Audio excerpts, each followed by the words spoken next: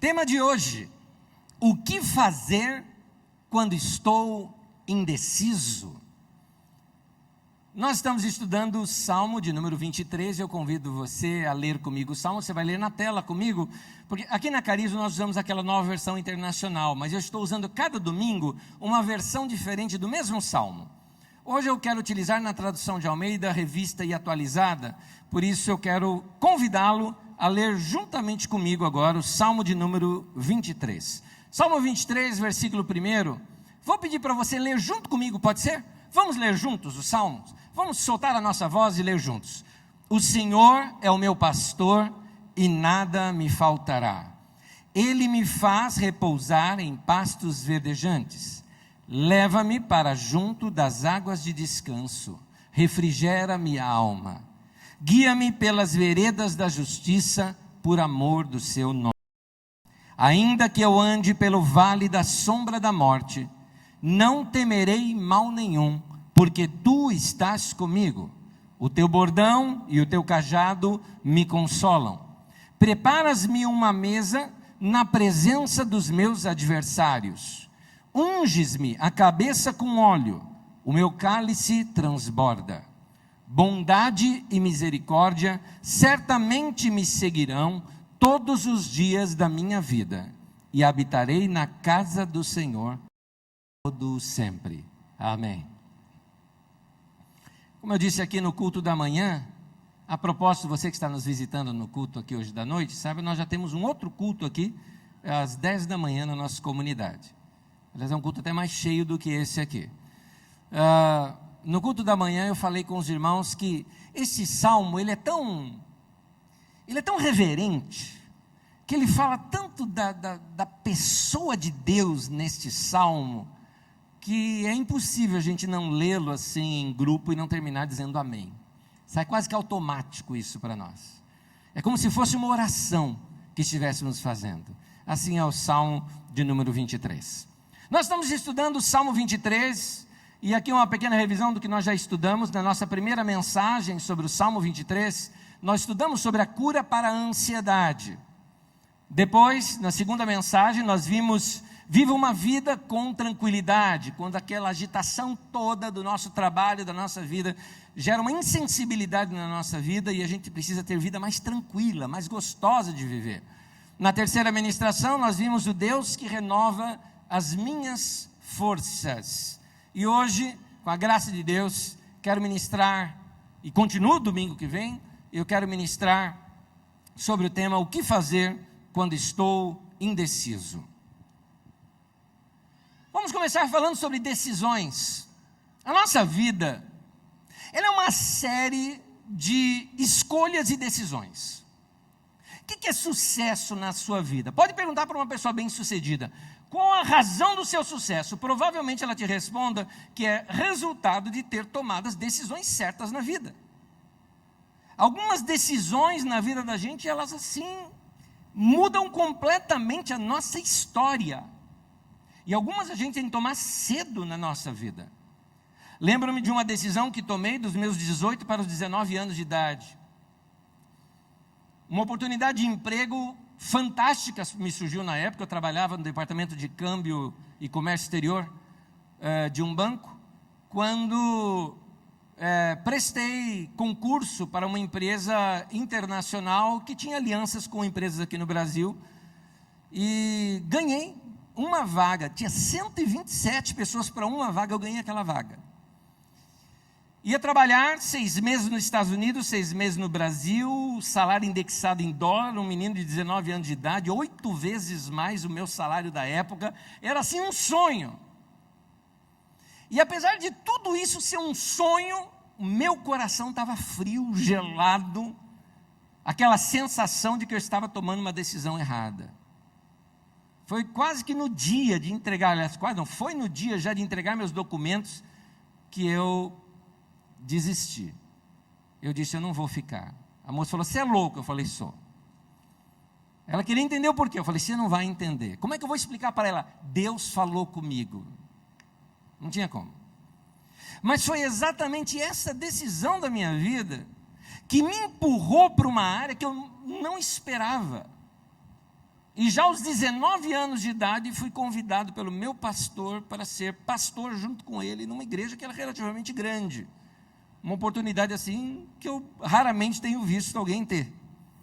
Então, comecei meu pastorado aos 19 anos de idade.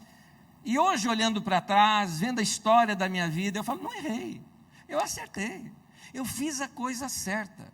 Então, sucesso na vida tem a ver com você tomar as decisões certas.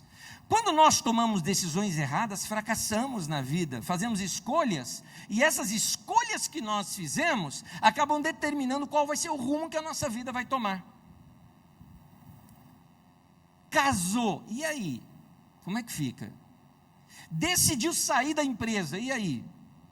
São decisões, vou vender a casa, vou comprar uma outra, vou entrar num financiamento. São determinadas decisões que, quando a gente pensa na consequência dela, as pernas tremem. Devido ao fato que toda decisão, ela produz uma consequência, e está na nossa natureza a possibilidade de errar, o processo de fazer escolhas pode ser algo muito estressante para a vida da gente. Você já teve medo de tomar uma decisão errada? Bem-vindo ao time. Todo mundo já teve. Ou todo mundo tem. É muito provável que nós tenhamos aqui hoje já pessoas que estão enfrentando nesse exato momento esse estresse da indecisão. Gente que talvez tenha que tomar uma decisão que vai afetar muita coisa na sua vida. É aquelas perguntas que ficam, será que eu devo aproveitar essa oportunidade ou deixo passar? Vendo ou não vendo? Fecho nesse preço ou espero arrumar um preço melhor? Caso ou não caso? Tento um novo emprego ou não? Mudo ou não mudo de casa? Note, são decisões importantíssimas para nós. É nesse momento que o estresse da indecisão começa a nos pegar. Sem contar que até mesmo depois que a gente toma a decisão, podemos sentir aquela insegurança de pensar assim, será que eu fiz mesmo a coisa certa? Até depois de tomar a decisão, a gente fica assim também. Mas eu tenho uma boa notícia para você. A boa notícia é que no Salmo de número 23, falando acerca desse Deus que é o nosso pastor, o texto bíblico diz assim, refrigera minha alma, ou seja, Deus vai me tranquilizar, e guia-me pelas veredas da justiça por amor do seu nome. Essa expressão, veredas da justiça, significa caminho certo. Deus vai me guiar.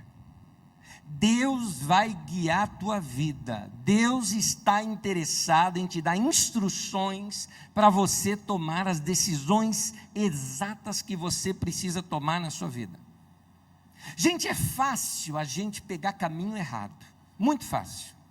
No dia a dia, devido à correria, a gente acaba se ocupando demais com as coisas urgentes que aparecem no nosso caminho e acabamos deixando de lado coisas que são importantes. Nós erramos bastante nas nossas decisões quando nós valorizamos o que é secundário em detrimento do que é fundamental. É o cara, por exemplo, que resolve dedicar toda a sua vida para a sua empresa e acaba abandonando a família, estourando a família, trocando coisas importantes por coisas que eram apenas urgentes.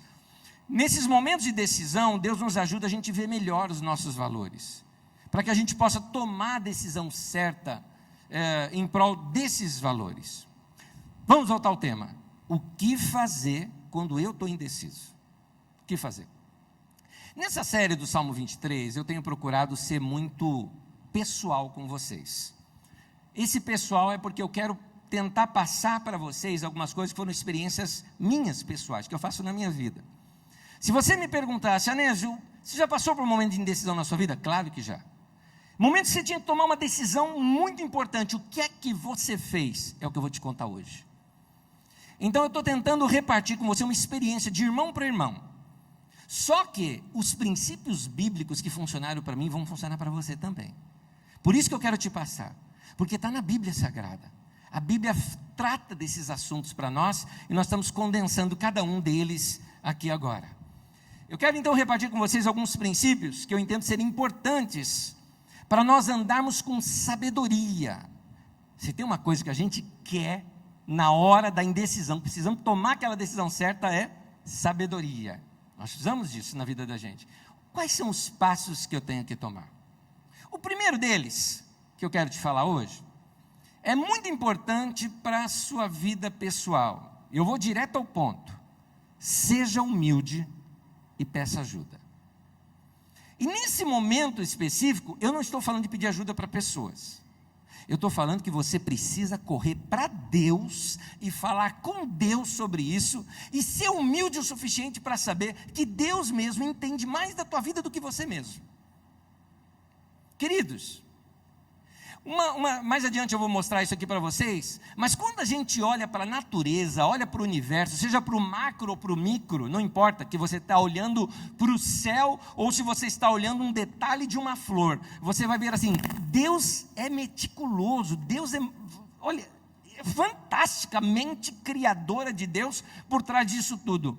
Um Deus assim, você acha que Ele não sabe resolver o problema da sua vida? Então não seja orgulhoso, deixa que eu faço sozinho, deixa que eu me resolvo. Queridos, nós somos ovelhas, por isso que o texto trata a gente como ovelha. O Senhor é o meu pastor. Pastor é o quê? Pastor cuida de ovelha. Então eu sou o quê? Eu sou ovelha. Nós somos ovelhas e por isso que a gente precisa de um pastor, de um guia. Toda vez que eu estou falando pastor aqui, por favor, eu estou falando de Deus, tá?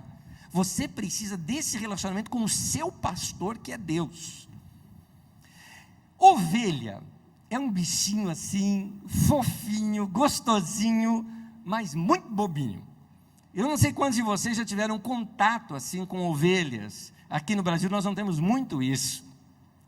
Mas é um animalzinho que ele tem a tendência de se distrair facilmente no caminho com qualquer coisa e se perder. De tão bobinho que é. A ovelha é de boa com a vida. Entende? Ovelha, entenda a minha expressão, ovelha que é ovelha, anda despreocupada porque sabe que o pastor é que vai guiá-la. Porque ela sai pelo caminho, ela vê um negócio, e vai. E o caminho é para lá. Lá está o pastor atrás. Por isso a vara, o cajado, para controlar. Para cá, vem cá, menina. É aqui o caminho. Não é? E nós somos ovelhas. A gente também, de vez em quando, na vida da gente, a gente se distrai com algumas coisas, e vai para outro canto, perdendo completamente o rumo do que a gente tinha que fazer na vida. Então, quando a gente perde o caminho, deixa eu te dizer uma coisa, é parte da natureza humana mesmo. Não se sinta sub-humano nesse sentido. Eu e você, a gente erra pra caramba. É fácil a gente perder o foco. É fácil nós perdermos o rumo e a direção da nossa vida. Por isso, temos que ser humildes e pedir para o pastor para nos guiar, que é Deus, para nos orientar. Agora, pedir direção é um negócio muito difícil, principalmente para os homens. É sim.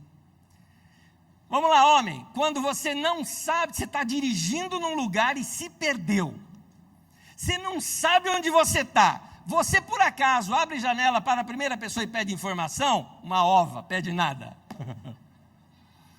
Homem sempre assim, não, homem ele acha que tem um radar dentro dele, né? Ele acha que ele tem assim, um GPS dentro dele.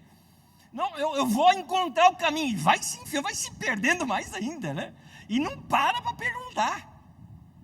Mulher não, já quer parar, não, para ali naquele posto, olha aquele homem, pergunta até para quem não deve, né? Tem um mendigo ali na rua, pergunta para ele.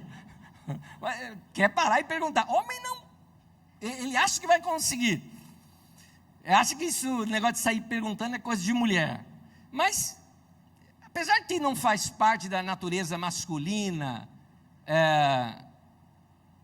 perguntar quando se erra o caminho, o ruim é quando isso afeta a nossa vida pessoal.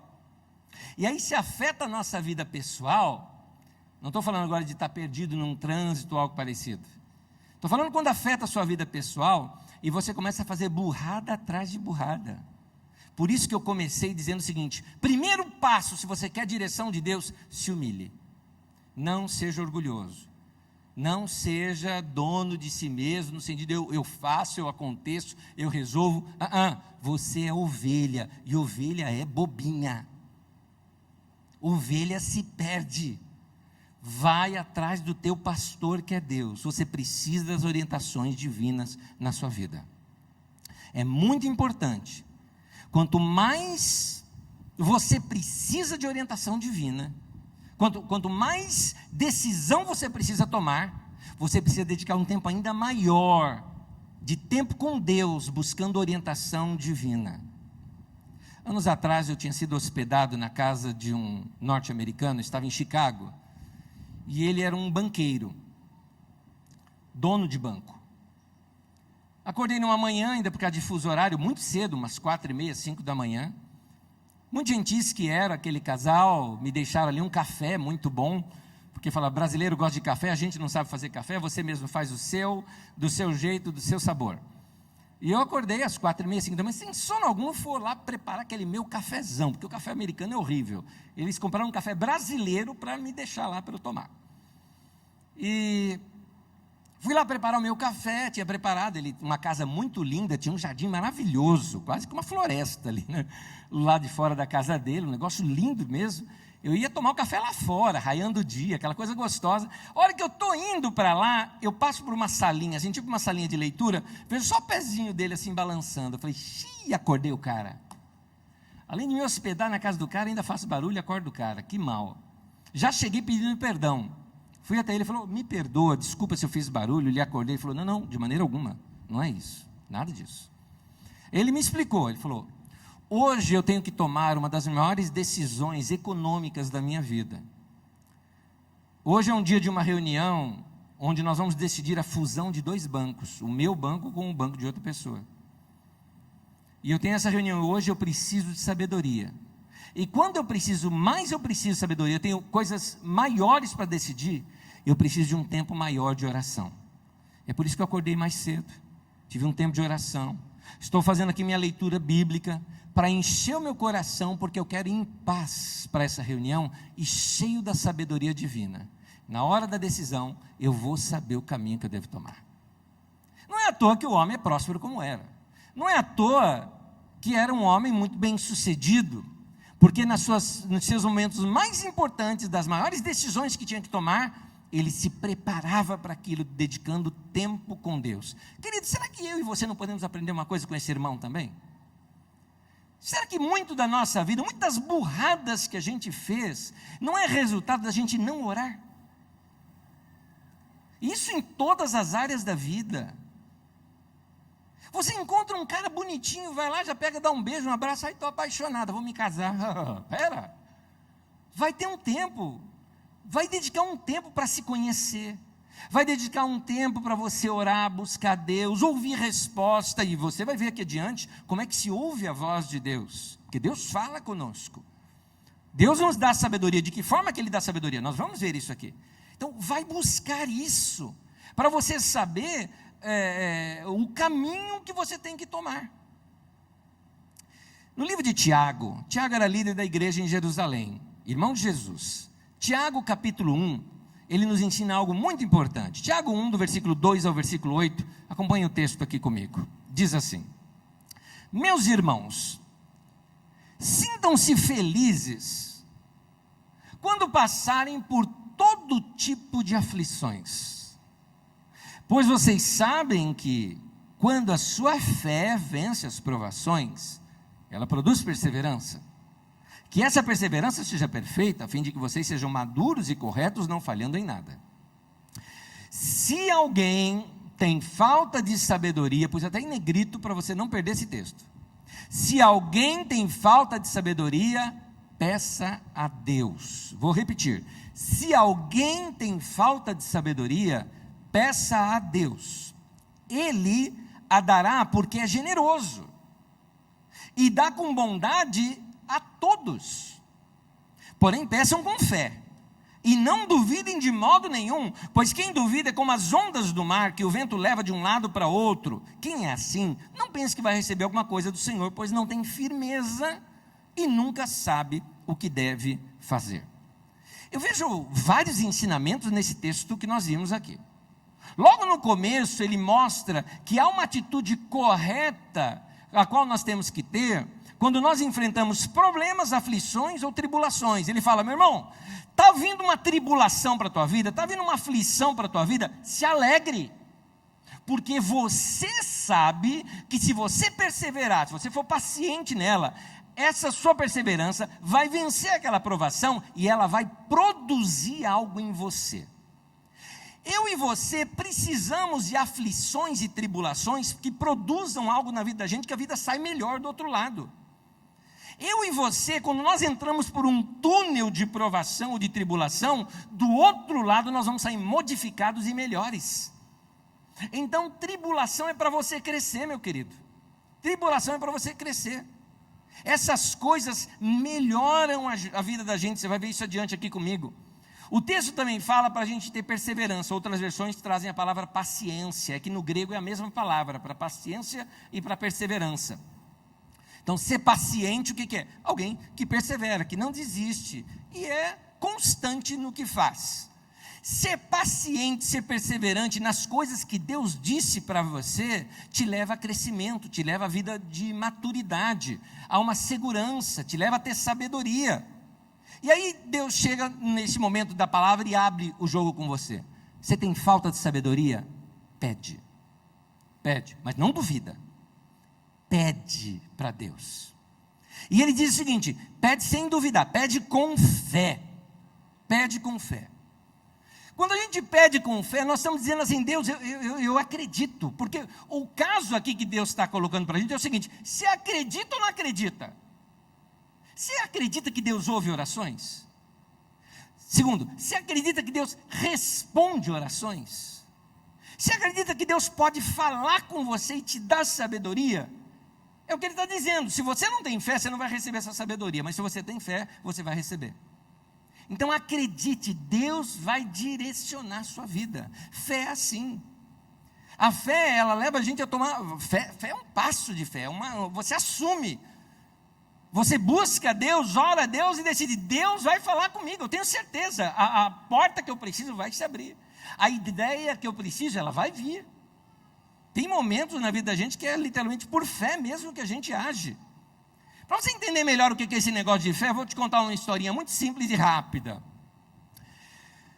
Disse que então tinha um grande equilibrista. Ele iria fazer uma travessia nas cataratas do Iguaçu sobre um cabo de aço, segurando uma carriola na mão, aquele carrinho de pedreiro. O empresário dele fez um show. Chamou o Globo, chamou todo mundo, botou a imprensa em cima e fez aquele auê, um monte de gente que veio ver o cara, o maior equilibrista do mundo, vai passar aqui em cima do cabo de aço ainda carregando uma carriola, e vocês vão ver aquela coisa toda. Na hora H do cara se apresentar, o equilibrista chega para o seu empresário e fala: cara, amarelei, não vou aguentar. O empresário pensou, talvez economicamente ali a questão, né? Falou: não pode parar, não, agora você tem que ir.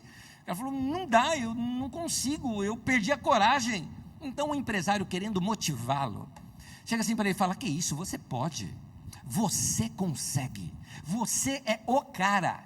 Eu tenho certeza que na hora que você pegar aquela carriola e passar sobre aquele cabo de aço, você vai tranquilo, você vai como se estivesse andando numa larga calçada, você é o cara, não tem cara igual você. Falou: você acredita mesmo? O cara falou: acredito. Você acredita em mim? O cara falou: eu acredito. Acredita mesmo? Sim. Então sobe na carriola. Fé é isso, meu irmão. Fé é assim. Acredita, faz.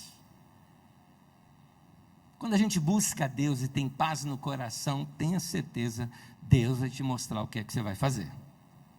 Agora, eu estou te falando bastante. Se humilha, pede ajuda. Agora eu quero te mostrar que Deus vai falar com você. Segundo ponto, fique atento à voz de Deus. E eu quero te mostrar como é que se ouve a Deus. Há um engano ao pensar que Deus fala com a gente igual acontece nos filmes. Tem muita gente que quando fala assim, ouvir a voz de Deus, ele imagina aquela coisa mais ou menos do filme 10 Mandamentos, né?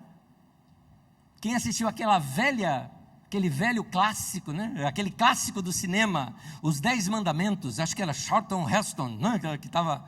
que era o ator principal. Quando Deus vai falar, você já viu como é que Deus fala nos filmes? O céu começa a mexer, né? As nuvens dão aquela mexida, dá uma brisa assim, aquela luz, aí vem aquele coral de anjo, né? E aquele vozeirão de Deus assim, Moisés. Né? Moisés um velhinho ali subindo. Moisés, está me ouvindo? Com esse vozeirão todo, você acha que eu não ia ouvir? Né? Então você ouve, você acha que vai ser desse jeito.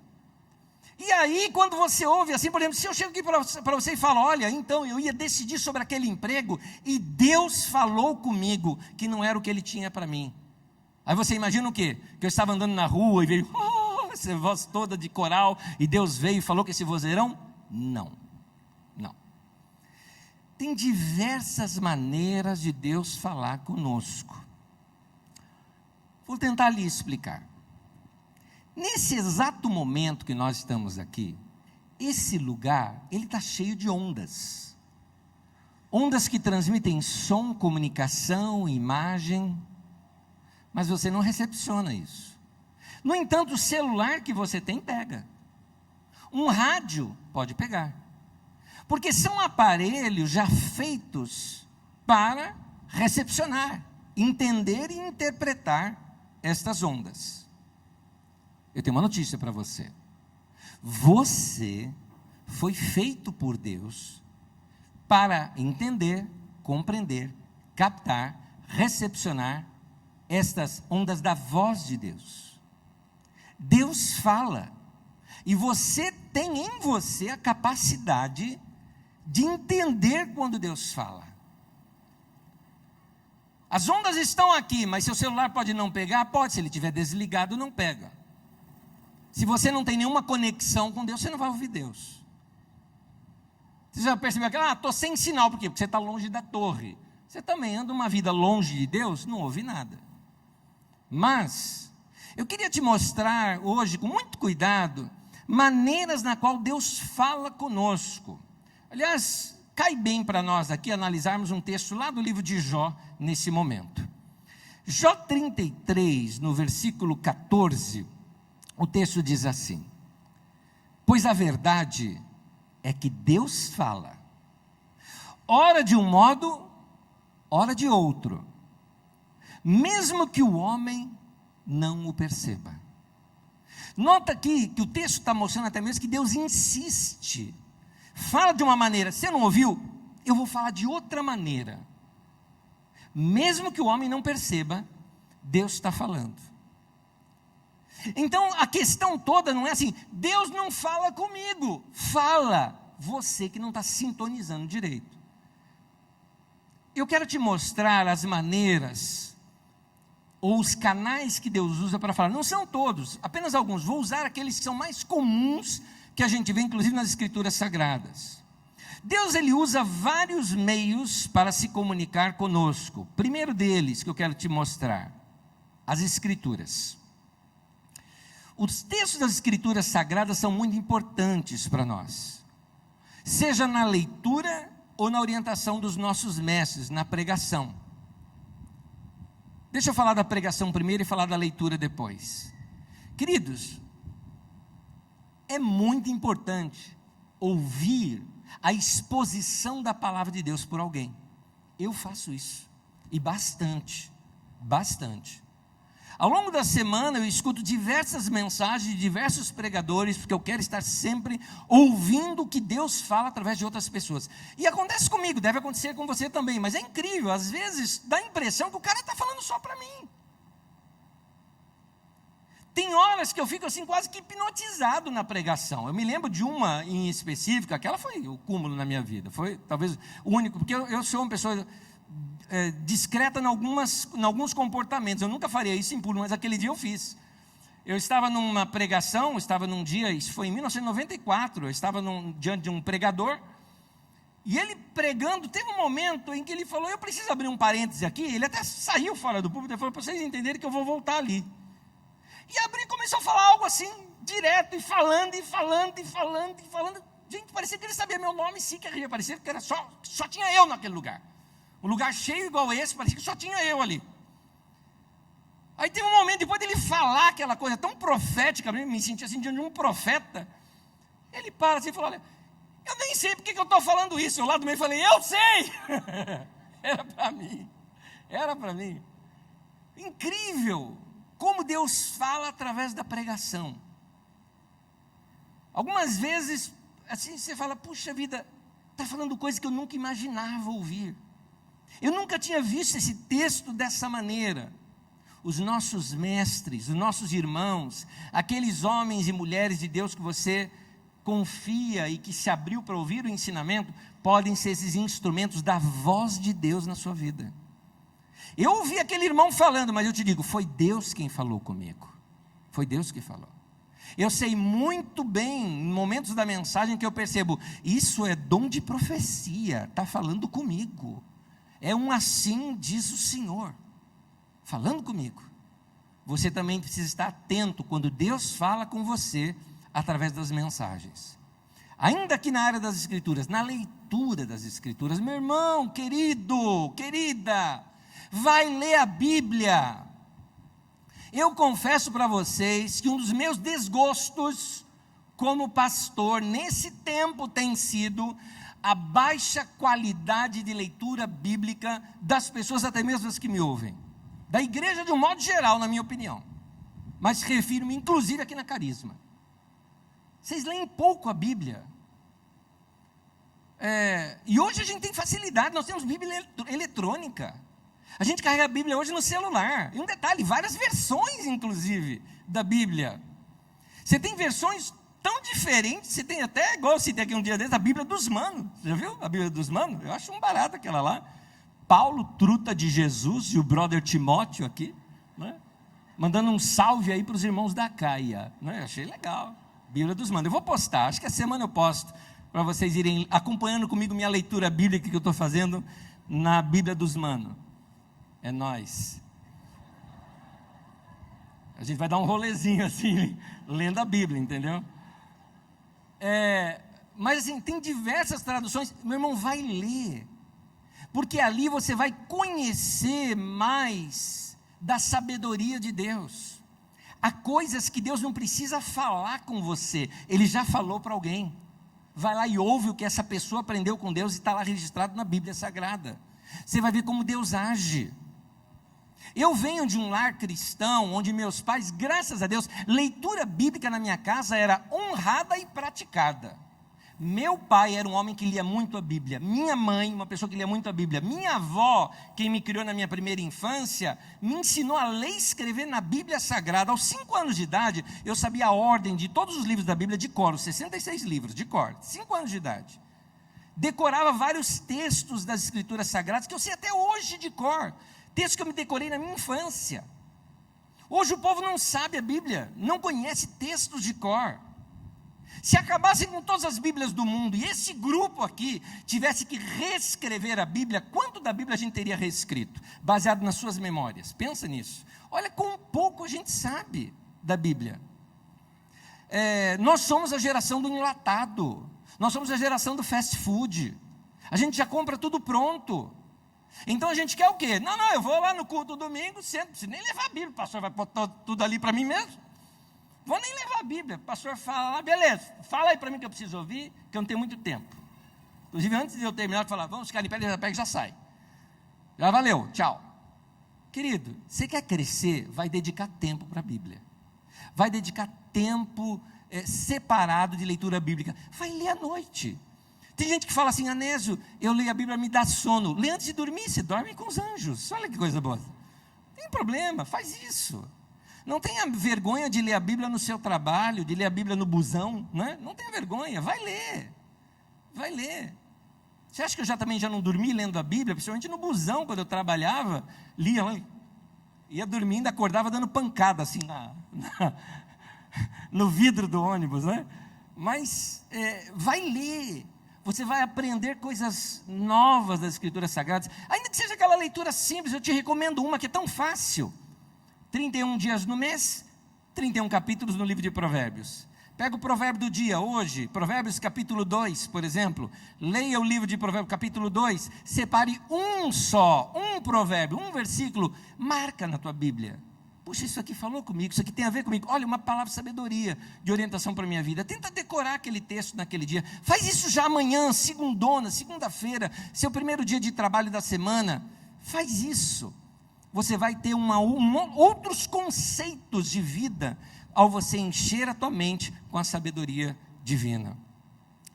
Outra maneira de Deus falar conosco. Então Deus usa vários meios para se comunicar conosco. Um deles as Escrituras. Outro, a paz em nossos corações. O que é isso? A voz do Espírito Santo. A voz do Espírito Santo falando conosco não é uma voz que você ouve, é uma voz que você sabe. É uma convicção. Você sabe que sabe que sabe. É uma convicção interior. Por quê? Porque ela te dá uma paz, ela te dá segurança. 2 vezes nas Escrituras tem essa orientação. Uma delas diz assim: busque a paz e siga. Lembra daquela brincadeirinha de quente ou frio? Lembra disso ou não? Cabra cega, tá? Amarra aqui os olhos. Você tem que encontrar alguma coisa, está indo lá, alguém fala, está esquentando, aí você vai, não, está esfriando, então você já volta, você sabe, não é por aqui, é para cá. Esse quente ou frio, seria isso aqui, busca a paz e siga. Tem paz? Vá adiante. Sentiu friozinho lá dentro? Para.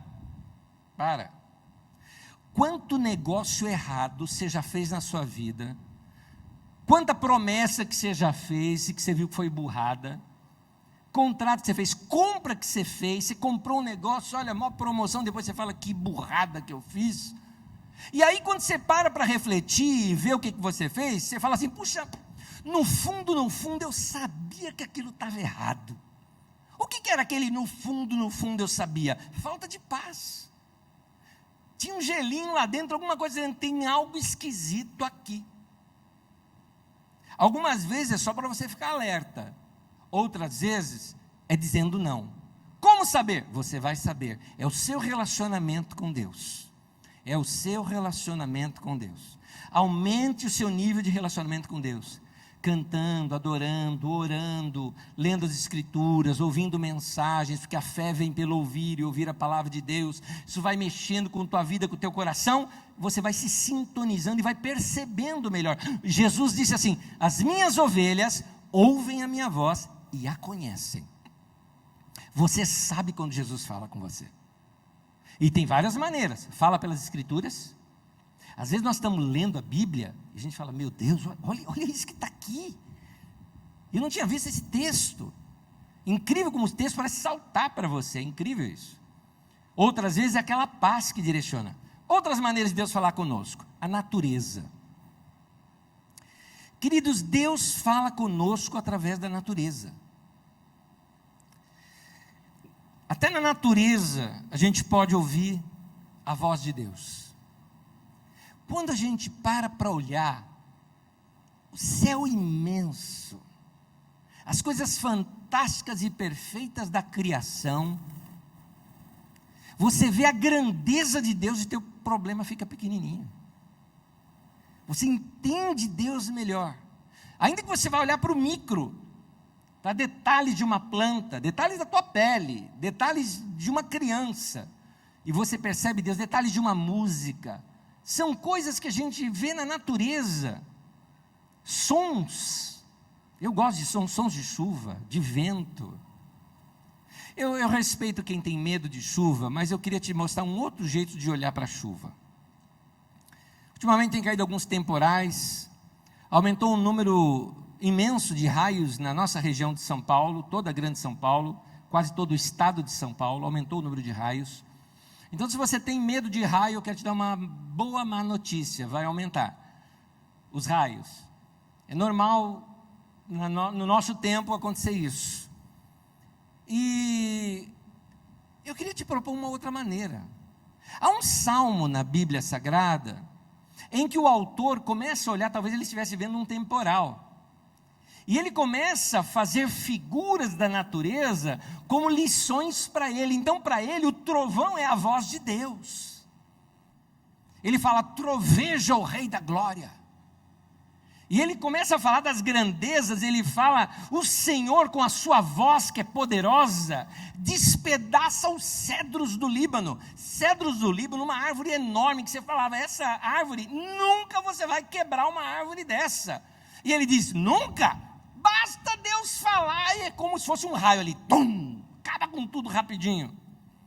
Quando você olha a natureza e faz essas ligações, você começa a entender melhor a grandeza de Deus. Você começa a entender melhor essa analogia mesmo que o salmista faz, eu acho ela fantástica.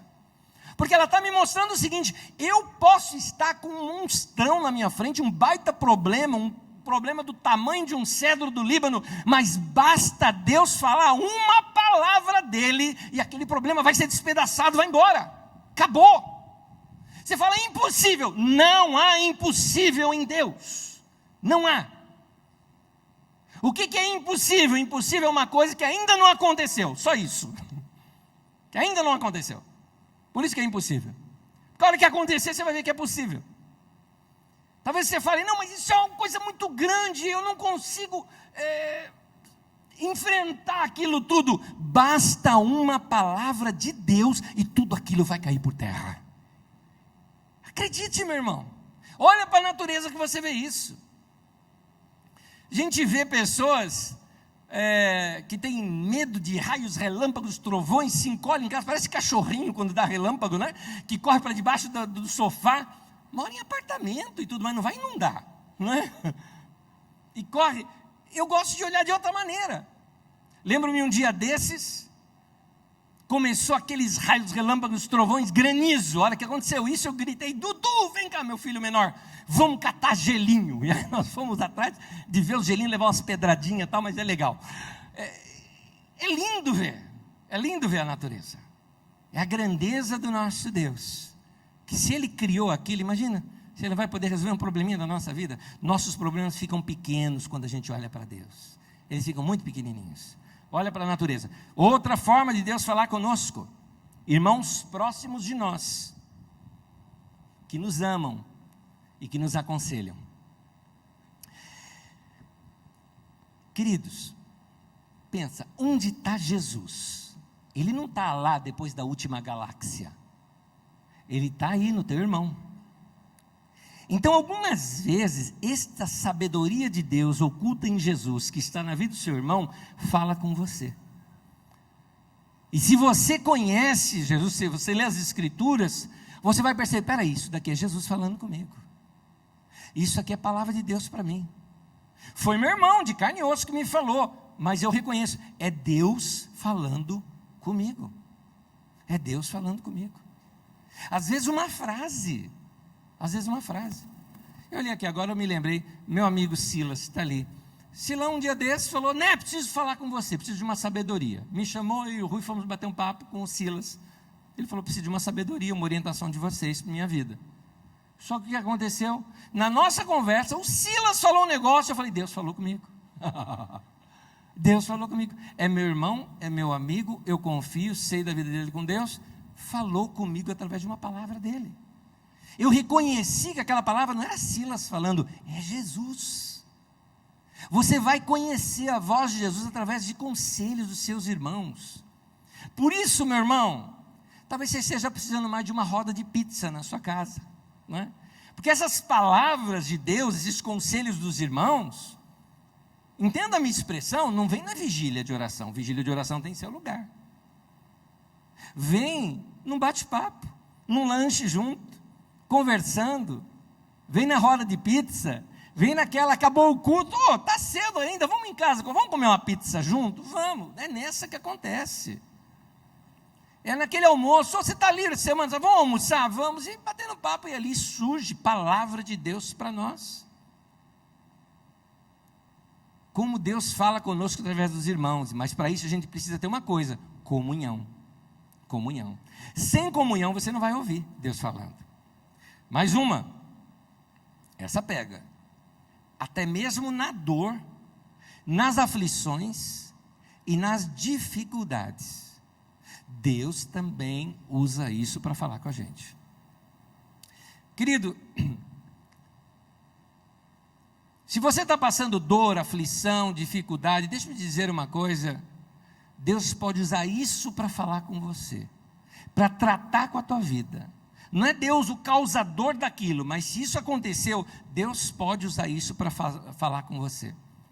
A dor, a dificuldade, as pressões e tribulações, se você está sendo pressionado, atribulado, está passando um momento difícil na sua vida, deixa eu te dizer uma coisa, é a sua chance de crescer. Deus pode trabalhar na tua vida no meio disso tudo. Olha esse texto bíblico comigo em Provérbios 20. Provérbios 20, no versículo 30, na nova tradução na linguagem de hoje. As coisas que sofremos curam a maldade da gente e melhoram o nosso caráter. Eu vou repetir. As coisas que sofremos curam a maldade da gente e melhoram o nosso caráter. Você sai melhor do outro lado do túnel da tribulação. Quando você passa uma aflição, uma tribulação na sua vida, eu vou dizer uma coisa, todos nós precisamos passar por problemas, porque os problemas têm em si o poder de Deus usá-los para trabalhar na nossa vida.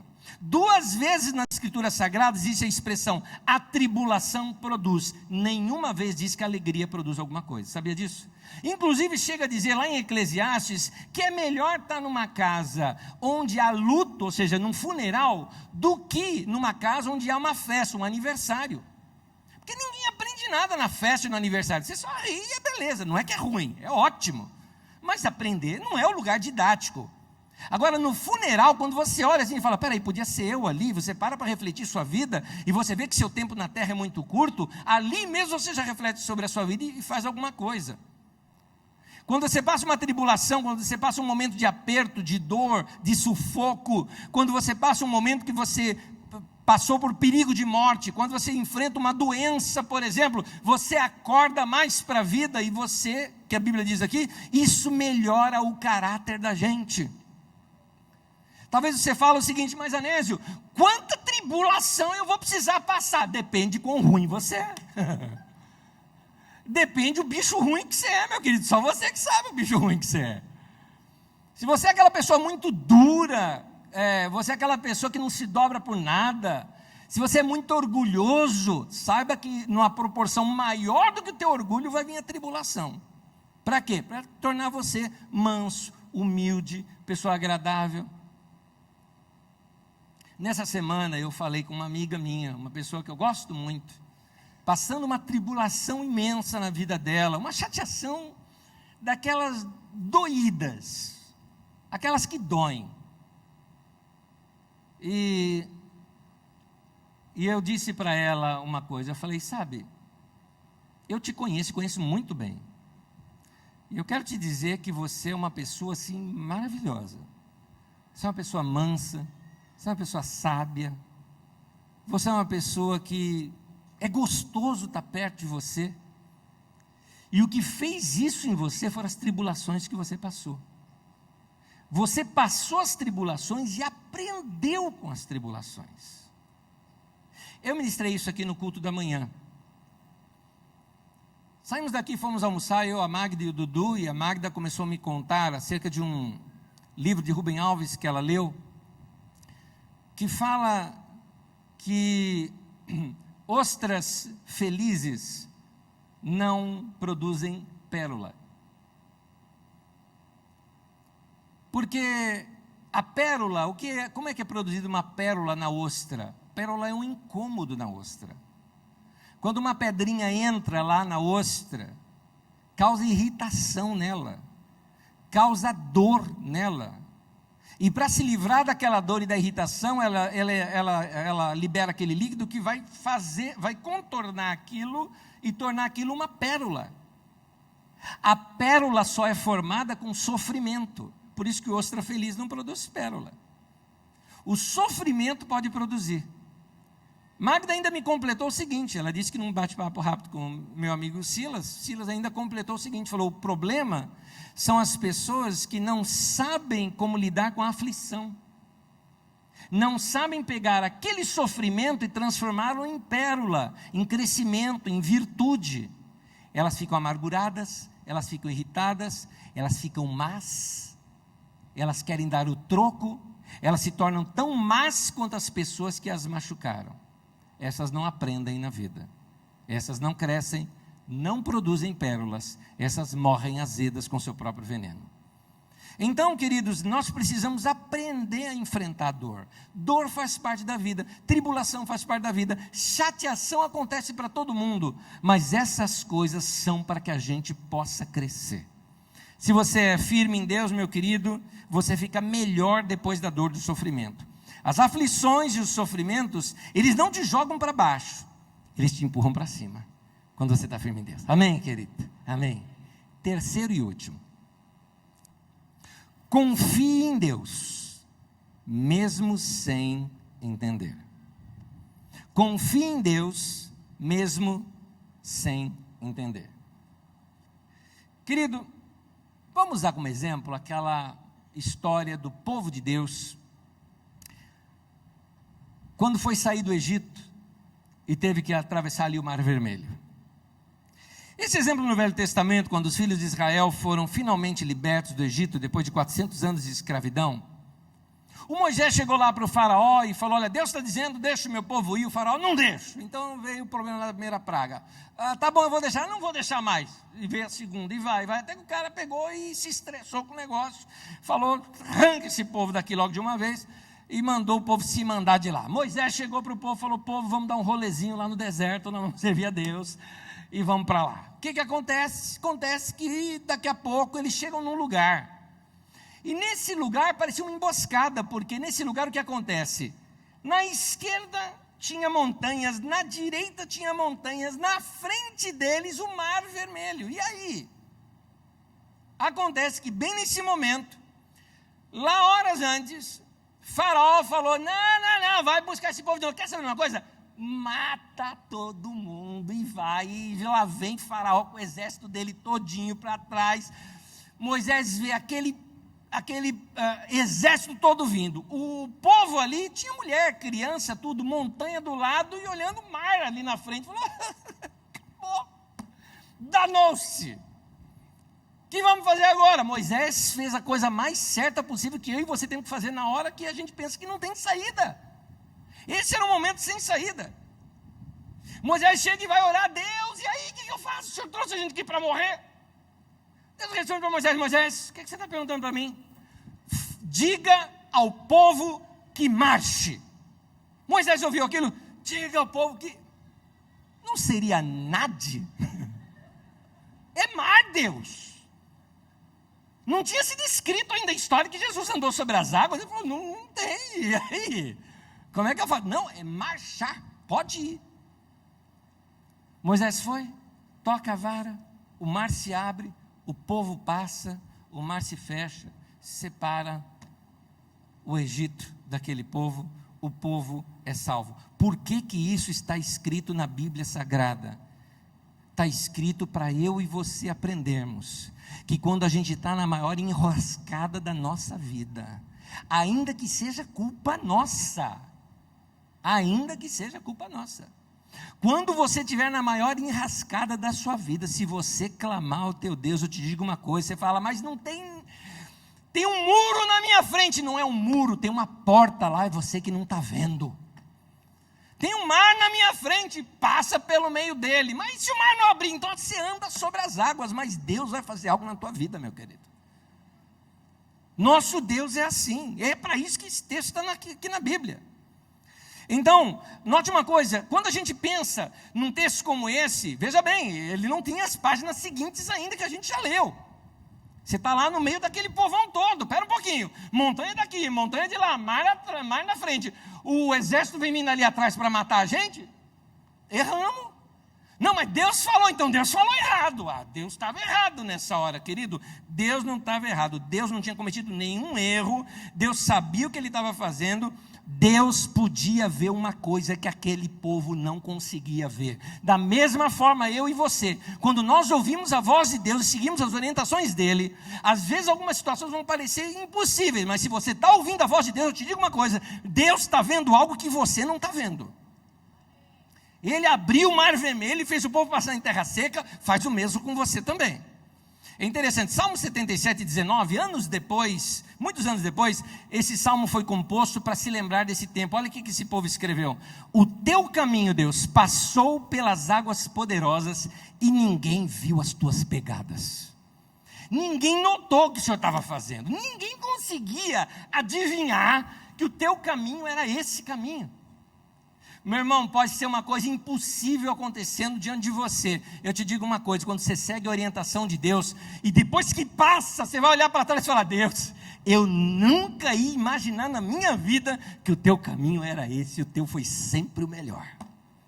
Aleluia, aleluia.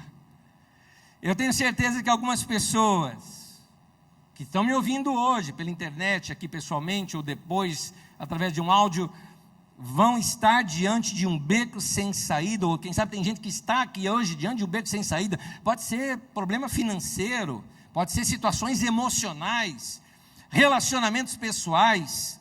Querido, não é uma parede, é uma porta. Você pode não estar vendo, mas Deus fala: olha ali, olha direitinho, tem uma porta ali, ó. Deus pode ver um caminho onde nós não conseguimos enxergar, que nós não sabemos que existe. Aliás, tem até um cântico que a gente canta aqui na comunidade, vamos cantá-lo aqui depois, que fala que Deus vai fazer um caminho onde nunca existiu. Deus pode fazer um caminho onde nós não vemos. Deus pode fazer isso. Deus pode, se você está prosseguindo em fé, confiando em Deus, mesmo sem enxergar uma saída na sua vida, Deus pode providenciar uma para você. Quando você não consegue ver uma saída, continue caminhando na direção que Deus te deu. O que acontece é que muitas vezes nós ainda não temos capacidade de entender. Então o que eu tenho que fazer? Continue a nadar, não é? Faz isso, siga essa orientação. Deus te deu uma orientação, continua nela, vai fazendo, lá adiante você vai entender. Provérbios 4,18 diz assim, que o caminho do justo é como a luz da alvorada. Quando nasce o sol, não é? Nosso caminho é assim, quando nasce o sol, o dia não está muito claro, mas aí o texto diz, que brilha cada vez mais até a plena claridade do dia. Logo que o sol ali se levanta, você não vê muito claro as coisas, mas a hora que ele fica sobre ali você, que ele fica claro sobre você, você enxerga tudo direitinho. Na nossa vida é assim também, o nosso caminho é assim. A gente obedece a Deus às vezes sem entender. Como é que você sabe disso? Lendo a Bíblia. Tem uma história de um tal de Abraão aqui na Bíblia, que Deus chega assim para Abraão e falou: Abraão, o melhor da tua vida eu tenho para você, vou te levar para uma terra, é o que você sonhou na tua vida. Confia em mim. Ah, Deus, beleza, confio. O que eu tenho que fazer? Junta as trouxas, sai da tua casa. Legal, para onde que eu vou? Não vou te falar. Sai primeiro que eu te falo depois. Que coisa. Às vezes tem aquela convicção de que algo é de Deus. Você não sabe tudo. Deus não te dá um mapa. Eu tinha 16 anos de idade, apaixonado por Deus, queria entender os rumos de Deus para a minha vida. Saí daqui de São Paulo, fui lá para Contagem, em Belo Horizonte, só para encontrar com um irmão, líder da Jocum no Brasil, só para ter uma conversinha rápida com ele. Eu queria fazer uma pergunta. Saí de São Paulo para Belo Horizonte só para fazer isso. Peguei, juntei meu dinheirinho, eram minhas férias de trabalho, fui exatamente para lá só para isso. E eu cheguei para ele e perguntei, falei assim para ele, falei: Jimmy, por que Deus não dá já um mapa para a gente? Eu quero saber o que Deus tem para a minha vida, por que Ele não pode me dar? Por que Deus não pode já me falar? Aliás, não foi mapa que eu perguntei. Eu falei assim: por que Deus já não pode me falar o que vai acontecer? Porque aí eu sei para onde que eu tenho que ir. Ele falou: não. Se Deus falar o que vai acontecer para você nos próximos tempos, você vai ter um mapa na sua mão. E a hora que você tem um mapa na sua mão, você passa a ser guiado pelo mapa e deixa de ser guiado por Deus. Por isso Deus vai te dar um passo de cada vez. Obedeça primeiro o que Ele te falou, depois Ele te fala o próximo passo que você tem que tomar. Excelente, 16 anos de idade eu tinha. Até hoje, isso é uma grande direção para a minha vida. Era Jesus na vida daquele irmão falando comigo. Meu irmão,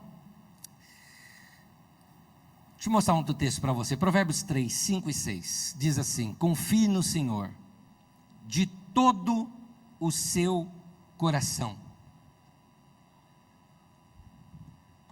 E não se apoie em seu próprio entendimento. Reconheça o Senhor em todos os seus caminhos, e Ele endireitará os seus caminhos.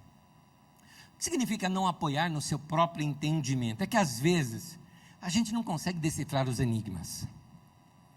A gente sabe que é de Deus, mas a gente não está entendendo. Lembra quando eu disse aqui o nosso terceiro ponto? Confie em Deus, mesmo sem entender. Deus disse, meu irmão, obedeça, mesmo que aqui dentro não faça sentido o que Deus falou com você. Nós vamos precisar confiar em Deus nessas horas. Então, não tire conclusões sobre a direção de Deus antes de chegar no final. Não critique um plano inacabado, tenha paciência, espera, vai dar certo. Vai dar certo. Meus primeiros 6 meses depois daquela decisão profissional foi terrível. Como é que eu explicaria que eu estava no centro da vontade de Deus dessa forma? Ainda mais para o meu pai. Pai, eu não aceitei a proposta. Espera um pouquinho, você estava trabalhando, você já saiu do outro emprego? Já, pedi demissão. Para entrar nesse? Sim, ganhar 8 vezes mais. E disse não. Porque eu entendi que Deus me disse isso. E agora vai ficar desempregado? Não dava para entender. Não dava para entender. Eu sabia que eu estava no centro da vontade de Deus, mas entender eu não entendia. Mas estava em paz. Estava em paz. Passa-se os anos, a gente entende. Não precisei chegar até o fim da minha vida, não. Na verdade, acho que 6 ou 7 meses depois, eu já entendi o porquê que Deus tinha feito aquilo na minha vida. E até hoje eu tenho a mesma convicção. Eu acertei em cheio a direção de Deus para a minha vida. Se eu não tivesse escutado Deus ali, eu não seria pastor. Não teria essa comunidade. Você não estaria hoje aqui me ouvindo. Eu não estaria casado com a Magda, não teria 2 filhos maravilhosos, que são o André e o Eduardo. Não conheceria um monte desses meus amigos que eu tenho hoje. Eu seria uma outra pessoa. Uma outra pessoa. Eu tenho convicção de que foi decisão certa. Queridos, tem coisas que a gente não vê, mas Deus vê. Deus vê o futuro, a gente não vê. Ele pode ver o final que nós não entendemos. Todos os problemas, sofrimentos, dificuldades, atrasos, espinhos na carne que a gente enfrenta, deficiências físicas, tudo aquilo sobre o que nós perguntamos, mas por quê? Um dia isso vai ficar esclarecido, quando for esclarecida a luz do amor de Deus. Nesse ínterim, não se apoie no seu entendimento, confie que Deus sabe o que está fazendo. Salmo 37, versículo 23 e 24, diz assim: o Senhor firma os passos de um homem, quando a conduta deste o agrada. Ainda que tropece, não cairá, pois o Senhor o toma pela mão. Aleluia! Deus vai fazer isso com você, meu querido. Se você obedece a Deus, Ele diz o seguinte, que o homem que o agrada, Deus vai firmar os seus passos, ainda que você venha tropeçar, Ele vai te segurar, Ele vai falar, não, cair você não vai não, eu que te chamei para cá. Acredite, confie em Deus. Eu vou terminar, vou ler um trecho de um livro aqui, que eu achei importante compartilhar com você, mas para esticar o esqueleto um pouquinho, vamos ficar em pé? Vamos ficar em pé já? É um trecho de um livro de Rubem Alves, Se Eu Pudesse Viver a Minha Vida Novamente. Não é a crônica dele só que é assim não, esse é o título do livro mesmo. Preste atenção nessa leitura, ela é rápida. Disse assim: faz muitos anos, nos tempos em que eu ainda era professor na Unicamp, um aluno que eu não conhecia telefonou me dizendo que precisava falar comigo. Marcamos um encontro na minha casa, ele chegou, abriu um caderno e começou a fazer-me perguntas. A primeira pergunta, que abortou todas as outras, foi a seguinte: como é que o Senhor planejou a sua vida para que chegasse aonde chegou? Uma pausa. Imagine algumas pessoas que você admira na sua vida profissional, na sua vida pessoal. Sabe aquele cara ou aquela pessoa que você fala assim, puxa, eu queria ser que nem esse cara? Era esse aluno com esse professor. E faz aquela pergunta, qual o segredo do seu sucesso, né?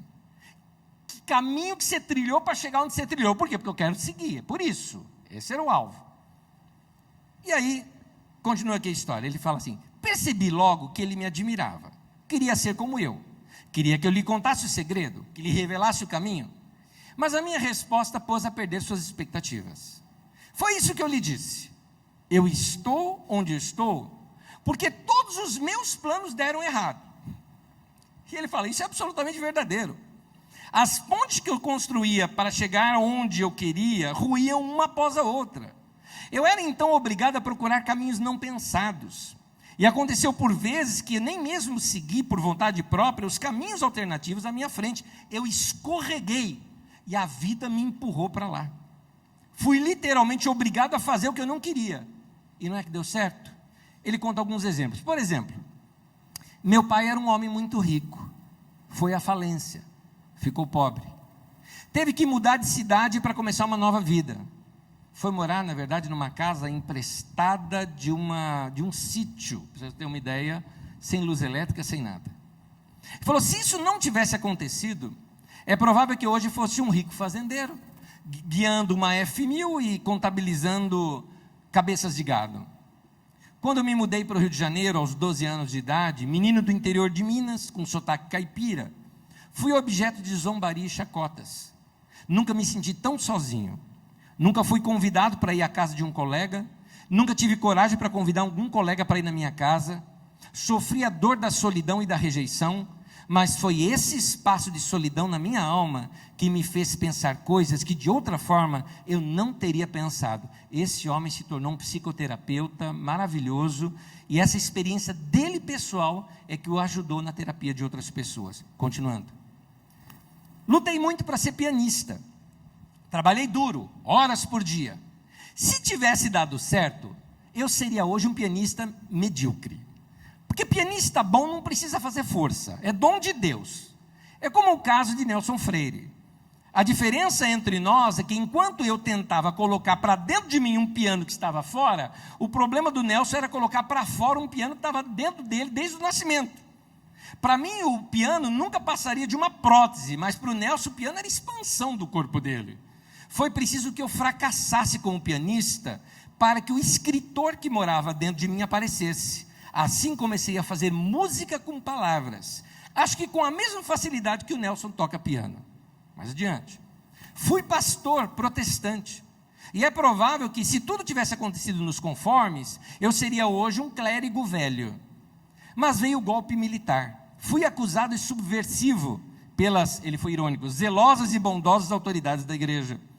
Tive que mudar, fugitivo na verdade, ele fugiu para os Estados Unidos, mudar para os Estados Unidos com a minha família. O que foi ótimo para todos nós. Fiz meu doutoramento, fiz amigos novos, viajei, conheci lugares, acampei, tive tempo para ler e pensar. Enfim, cheguei onde estou por caminhos que eu não planejei. É um lugar feliz com o qual nunca sonhei.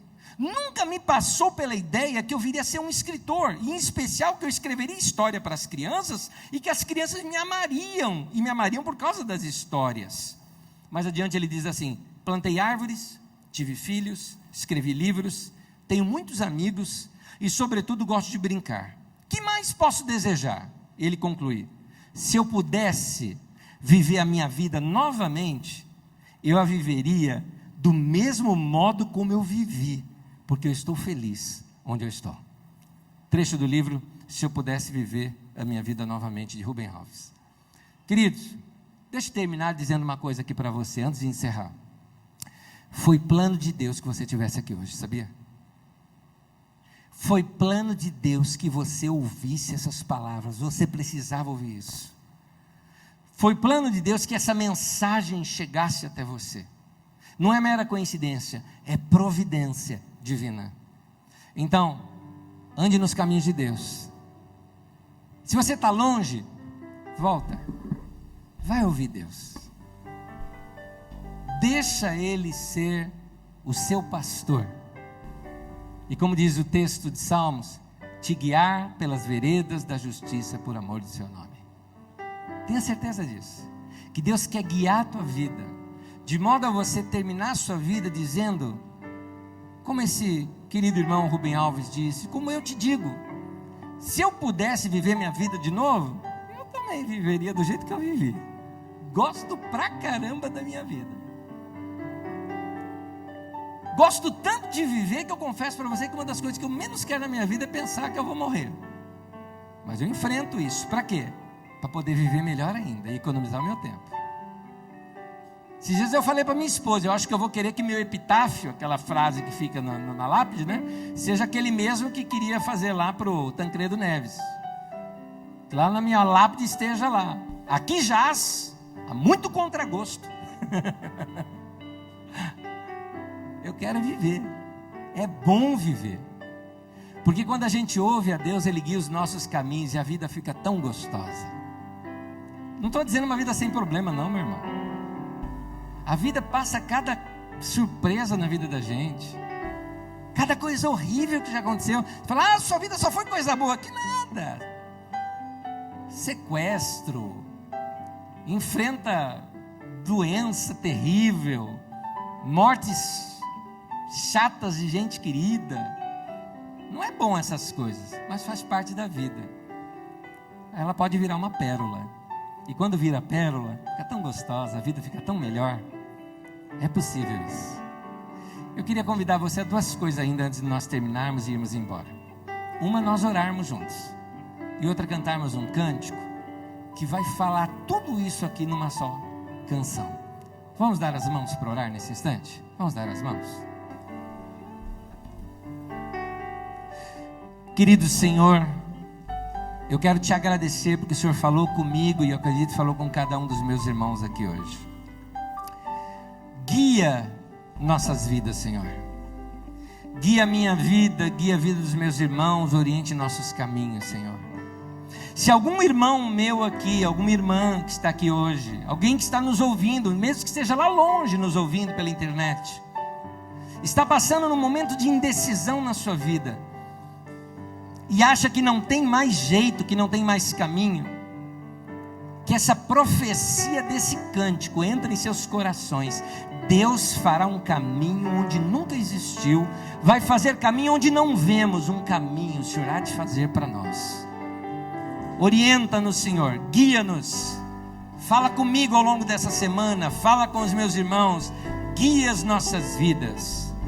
Nós te pedimos, já agradecendo, que o Senhor é o nosso pastor e nada vai faltar na nossa vida. Não vai faltar direção, porque o Senhor é o nosso pastor e nada vai nos faltar. Não vai faltar recursos, porque o Senhor é o nosso pastor e nada nos vai faltar. Não vai faltar amores, não vai faltar coisas gostosas, não vai faltar amigos na nossa vida, porque o Senhor é o nosso pastor e nada vai nos faltar. Não vai faltar palavras de direção, não vai faltar fé para enfrentar as situações, porque o Senhor é o nosso pastor e nada há de nos faltar. Obrigado a Deus por cuidar de nós, por ser o nosso pastor, por nos amar com esse amor tão grande. Nossa resposta para o Senhor é nossa admiração em te chamar de nosso pastor, nosso guia, aquele que dirige a nossa vida. Nossas vidas estão nas tuas mãos, ó Deus, em nome de Jesus. Amém, amém. Vamos aplaudir nosso Deus, Ele é bom.